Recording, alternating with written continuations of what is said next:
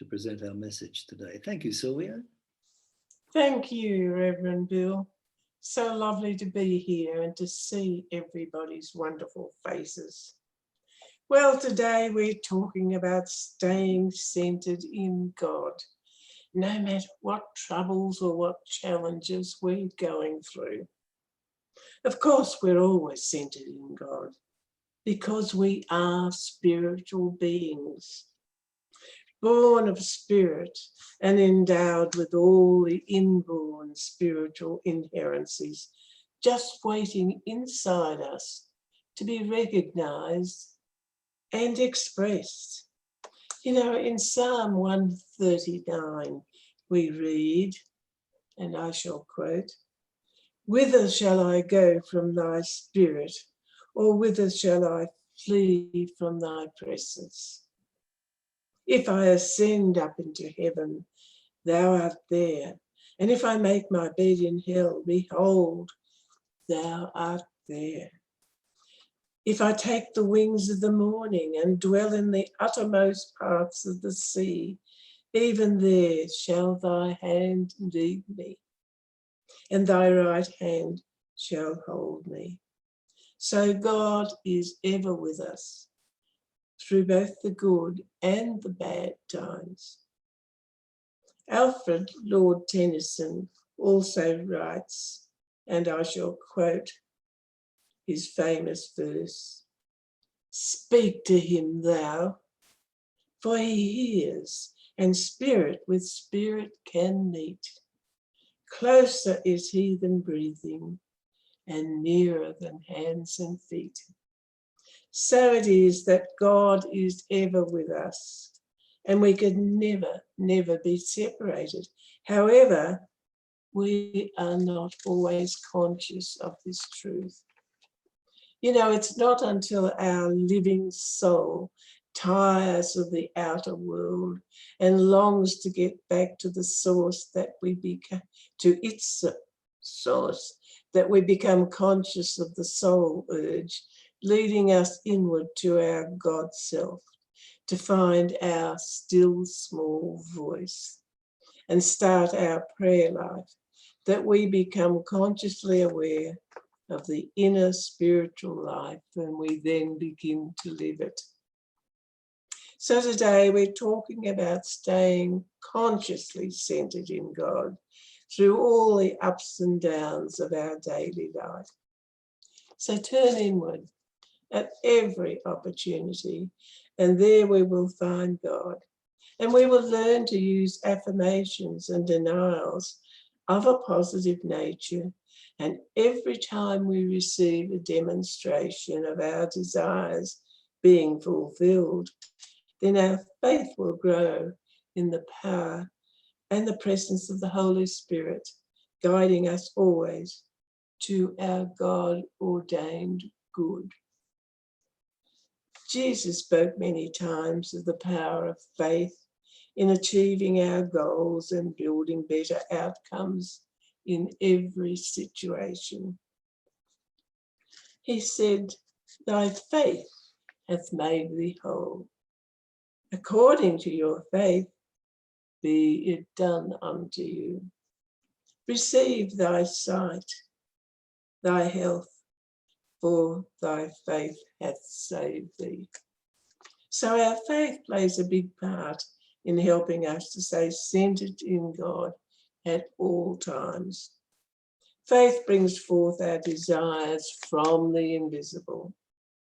When we truly believe in the presence and power of God and believe that God's divine intelligence is always working to bring us our good, then we receive our demonstrations of good. Because Jesus also said, "Only believe." So it is our faith and our belief that brings us into a close relationship with God. And the closer we are to God, the quicker our desires manifest. God's guidance is amplified so that we can properly understand it and follow faithfully its directions. As God is with us every moment, then the moral of this story is that we must always, always place God first. When faced with a difficulty, some people rush around asking for advice, seeking many opinions and getting very confused with all the different viewpoints being offered. But it's best to take it to God first. We may or may not hear a celestial voice in our meditations, but when we truly give our difficulty to God, then we will find that all things soon fall into place and our difficulty is completely solved. However, we must not leave it all to God. There is something we must do also. There is a new thought saying, treat, but move your feet. It means we can do a spiritual mind treatment to attain our desires, but we must also do what we can to contribute. We can do a spiritual mind treatment to become a really good singer, but we must also move our feet and go along to singing lessons. So we must always contribute. You know, when I first came to Unity Sanctuary way back in 1997, I found that there were many pamphlets and booklets on the library table ready to be sold, and I was pleased to see them. The pamphlets were only 10 cents and the booklets were $1. And I was very pleased to pick up that little booklet written by Emmett Fox titled The Golden Key. Early in my New Thought training, I'd often been told if I had any problem to just golden key it. So I happily bought that booklet for $1 and read again the one sentence that explained the golden key. And here it is. I will read the sentence written by Emmett Fox, and you will know what the golden key is. And the sentence is, I quote, "Stop thinking about your problem, whatever it is, and think about God instead." Well, that sounds a bit irresponsible, but it works. Give your problem to God and stop worrying about it. Then think about absolutely everything you can about God in perfect faith that God is already solving your problem. God is love. God is wisdom, truth, power, life, and joy. God is pure spirit, everywhere present. God is eternal, changeless, the first principle and the source of all. God is infinite and eternally good. There's much more we can say about God, so try using the golden key yourself and see it working a miracle, and give thanks for it. And don't worry about setting times for your meditations, as God is there for you every minute, no matter when. I once knew a young couple who were having differences, as the husband always insisted on them getting up at 4 a.m. to meditate. The wife was exhausted, as they had young children who kept her very busy, and she just was not getting enough sleep. There was much argument until the husband finally saw that his wife was not well, and they agreed to meditate before going to bed, and so the matter was resolved peacefully.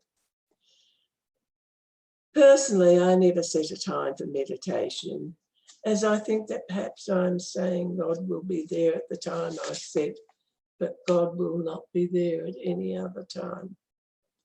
I may be washing dishes or tidying a room when suddenly I know it's the right time for me to meditate. I sink down into my favourite chair, and it may take 10 minutes or an hour, or it may even stretch out to 2 hours, but it's always the right time for me. So far, divine intelligence has never let me know it is the wrong time for God. To build up our relationship with God, it must be ongoing. Talking to God throughout our day, handing over all our concerns, and having the faith that all is being safely and effectively worked out with God's eternal wisdom. The truth that is eternally within our very own selves. You know, sometimes it's difficult to turn away from the evidence of our senses and trust the truth within, but this we must always do. And when we do it, we fulfill our God-ordained destiny, which is to develop the Christ nature and to truly endeavour to live the Christ nature. You know, true faith is an active faith. Its belief brings us evidence of its truth by giving us demonstrations on a regular basis. The more demonstrations we have, the stronger our faith grows. Our words manifest to bring us better conditions. Our visualizations suddenly come true, and we are amazed at the response of spirit to all our thought processes. And so we learn to say, not my will, but thine be done. For we know that God always knows the best, and it is part of our spiritual understanding of our inborn truth. Daisy born at an early New Thought writer wrote in her book, which was called Individual Responsibility, I quote, "One who is really poised in understanding is not led by emotions or governed by feelings, but constantly looks through all appearances to find the untruth. And so we carry the unchanging truth within us at all times, but we must go into the silence to hear the promptings of spirit before we can say we understand the truth and endeavour to live it." So remember to always place God first if you are having problems, or even if you are not. Live all the inherencies of God. They're all there inside us. Love, wisdom, knowledge, understanding, power, life, and joy. It's all there to be expressed. Consciously recognize the indwelling God self at all times. And remember the golden rule: do unto others as you would be done by. Live with integrity every moment of your life. Seek God's wisdom in all your meditations. Give thanks for God's givingness.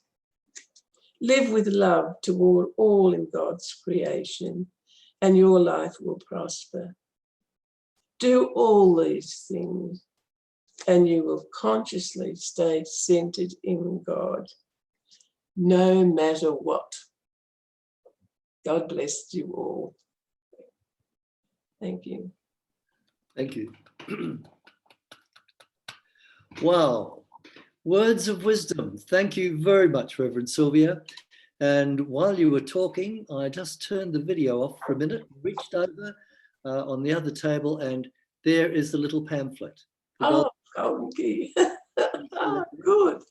Yes. And there are still one or two there. So when we go back, maybe we can put them out again for people. Yes. But it's also in his book as well. I forget which book it is, but he's a very, very powerful writer. So the golden key, thanks for reminding me. I've got a few things I certainly will be, like the rest of you, golden keying. Right, to keep the mood going.